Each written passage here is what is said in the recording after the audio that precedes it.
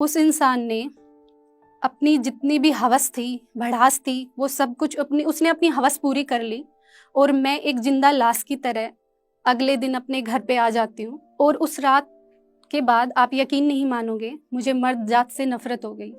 जब भी मैं कभी अपने भाई या अपने पिता को देखती या किसी और मर्द को देखती तो मुझे उससे घिन आती थी और बस मेरे दिमाग में वो रात आ जाती थी कि मर्द होते ही ऐसे हैं।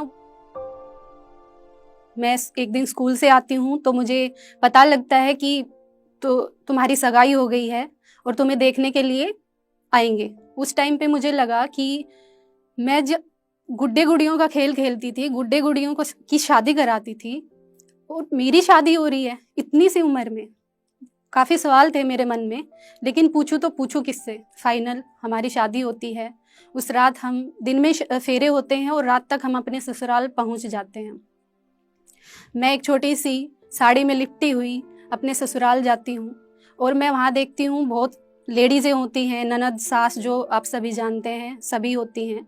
और रात को वो हमें ले जाती हैं एक कमरे में। मुझे कुछ समझ में नहीं आ रहा होता है कि हो क्या रहा है। और कमरे में ले जाके मेरे को उस जो पहले से ही मौजूद था मेरा हस्बैंड, उसके पास छोड़ दिया जाता है। वो क्या करता है, कुंडी लगा देता है। मुझे समझ में नहीं आ रहा होता कि हो क्या रहा है। एक 12 साल की लड़की को ये नहीं पता होता कि उसके साथ ये हो क्या रहा है और होता क्या है, शादी का मतलब क्या होता है, कुछ भी नहीं पता और उसके साथ ये सब कुछ हो जाता है।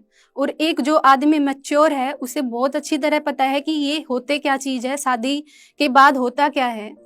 और वो मेरे को देख भी लेता है। उसके बाद उसने ये नहीं सोचा कि ये बच्ची है क्या, क्या इसका शरीर है। उसके बावजूद भी उसने मुझे जो उसको करना था उसने किया। मैं रोती रही, बोलती रही, मना करती रही, फिर भी उसने जबरदस्ती की।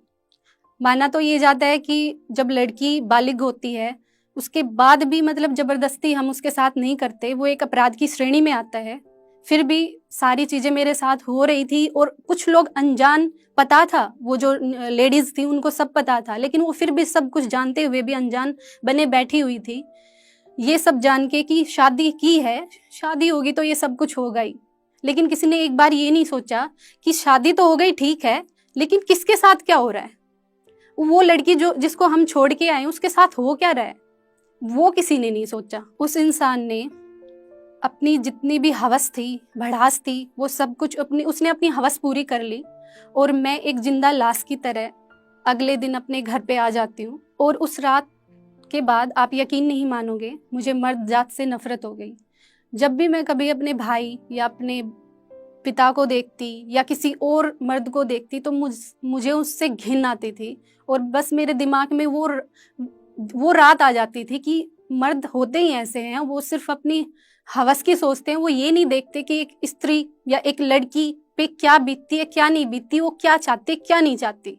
उन्हें किसी से मतलब नहीं है, बस उन्हें इसी चीज से मतलब है। 8वीं में जब मेरी पढ़ाई पूरी हुई, वहां से बातें आती है मेरे पापा के पास कि अब हम इसको परमानेंटली लेके जाएंगे, हम यहाँ नहीं छोड़ेंगे, हमें इसको नहीं पढ़ाना, क्योंकि हमारा लड़का इतना पढ़ा लिखा है नहीं, हम इसको भी नहीं पढ़ाएंगे। और लड़के की मेंटलिटी ये थी कि अगर कोई लड़की पढ़ लिख जाती है तो वो किसी लड़के के साथ भाग जाती है या फिर वो करैक्टर लेस हो जाती है, उसका करैक्टर नहीं रहता। मेरे भी बहुत बड़े बड़े सपने थे कि मुझे पुलिस ऑफिसर बनना है, आईपीएस बनना है, और मैं अपनी पढ़ाई को कैसे छोड़ सकती थी। मैं वहाँ जाती हूँ और मुझे लगता है कि हाथ पैर मारती हूँ, मुझे लगता है कि नहीं होगा, ये मेरे को नहीं पढ़ाएंगे, बिल्कुल नहीं पढ़ाएंगे। आज शायद मैं जोश टॉक के मंच के माध्यम से आज पहली बार ये बात बता रही हूँ। शायद मेरे पेरेंट्स भी आज ये बात जानेंगे कि मैंने उससे ये बोला कि अगर आप मेरे को नहीं पढ़ाओगे तो मैं खुद को ख़त्म कर लूँगी। तो मैंने उससे 2-3 बार बोला कि अगर नहीं पढ़ाओगे तो मैं खुद को ख़त्म कर लूँगी, मेरे को पढ़ना है। तो वो बात उसने पता नहीं अपने भाइयों से किससे बताई कि ये ऐसे ऐसे बोल रही है, अगर नहीं पढ़ेगी तो मर जाएगी। और मैं सीरियस थी। मेरा जो डिप्रेशन लेवल है वो काफ़ी डिप्रेस थी और मेरे को बस यही थी जिद, पढ़ना पढ़ना पढ़ना। उसके बाद मेरे को भेज दिया गया। मेरे लिए वो बहुत खुशी का पल था, मैं आपको बता नहीं सकती उस टाइम पे मैं कितनी खुश हुई थी। और मैंने शायद झूठ भी बोला कि मम्मी से कि नहीं, मैंने नहीं बोला ये सारी चीज़ें, उन्होंने खुद ही बोला है कि जाओ तुम पढ़ लो। छोटी सी थी ना, समझ में नहीं था क्या है क्या नहीं है, जो मुझे ये था कि मैं कैसे पढ़ सकती हूँ, बस मेरे दिमाग में यही था। और मैं पढ़ी, फिर चलता रहा सिलसिला ऐसे ही। मैं जाती थी छुट्टियों में। वो उसने मेरे से एक बात बोली थी कि अगर तू, ठीक है तू बोल रही है ना पढ़ने के लिए, जा, लेकिन तेरे को ऐसा करूँगा कि तू फेल होएगी और तेरे घर के ये कह के भेजेंगे जा फेल हो गई, अब तू अपने ससुराल में जा, अपना चूल्हा चाका कर, अपना गृहस्थी बसा। लेकिन मैंने भी ठान लिया था कि पढ़ना है, और मैंने फिर पढ़ाई की और अपनी क्लास में हमेशा फर्स्ट सेकंड पोजीशन में, जैसे 7th से लेके 12th तक मैंने अपनी क्लास में हमेशा अच्छा परफॉर्मेंस रहा।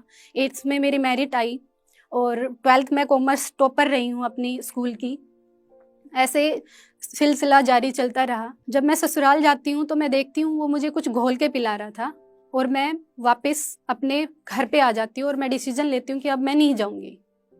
मेरे पेरेंट्स भी इस चीज़ के लिए एग्री होते हैं कि ठीक है अब नहीं भेजेंगे। मैं कंपटीशन की तैयारी कर ही रही होती हूँ, तब देखती हूँ कि डिवोर्स लेटर आता है, और उनका तो मकसद ये था कि इसको फिर से, इनको, इसकी फैमिली को और इसको मेंटली प्रेशर दिया जाए इनको दोबारा से, ताकि ये आ जाए वापस, इसको भेज दें परमानेंटली कुछ भी करके। मैंने ये चीज़ देखी कि इससे पीछा छुटाना ही मेरा मतलब मैं प्रगति की तरफ बढ़ सकती हूँ, जा सकती हूँ।